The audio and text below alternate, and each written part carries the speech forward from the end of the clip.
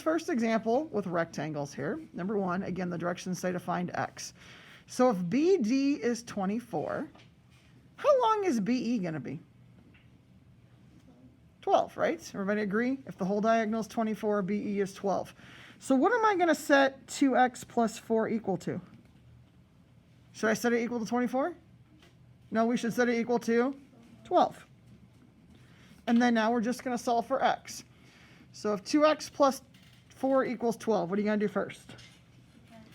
Okay, so if we subtract 4 from each side, 2x is going to equal, what's 12 minus 4?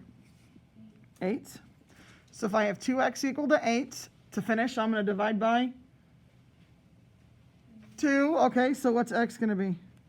4.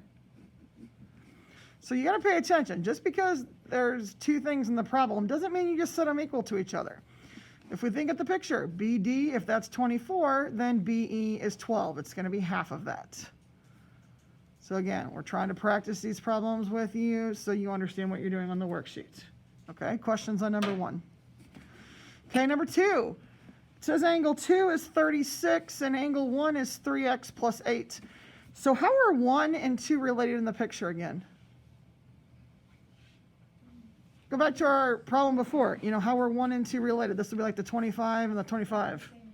They're the same. So what am I going to do with them if they're the same? Yeah, we're going to set them equal to each other. So 3x plus 18 equals 36.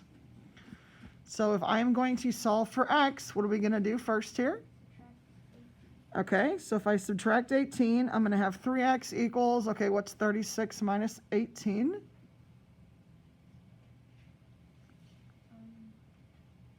By coincidence, it is actually 18, right? So if 3x equals 18, if we divide both sides by 3, what's x going to be? 6. So this is one where we could set them equal to each other. They're not always the case. Like we saw in the first one, we didn't set it equal to 24. You got to look at the picture and decide, how is everything related? Okay, now my last problem here, it says angle 5 is 60. And angle 6 is 5x plus 10. So if angle 5 is 60, does that mean angle 6 is 60? No, what kind of angle do I have here at C? A right angle. So that means when I add them together, I have to get what number? 90. So, okay, it is 30. That's fine. So we're going to say 5x plus 10 plus 60 equals 90, or for those of you, you could just say 5x plus 10 equals 30, whichever you prefer. Everybody understand where the 30 came from?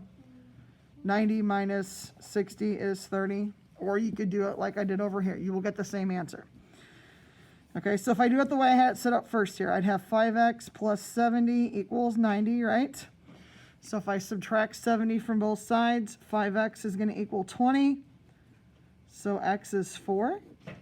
If you just did it by saying 5x plus 10 equals 30, you would subtract 10 and say 5x equals 20. You see how we're going to get the same answer here?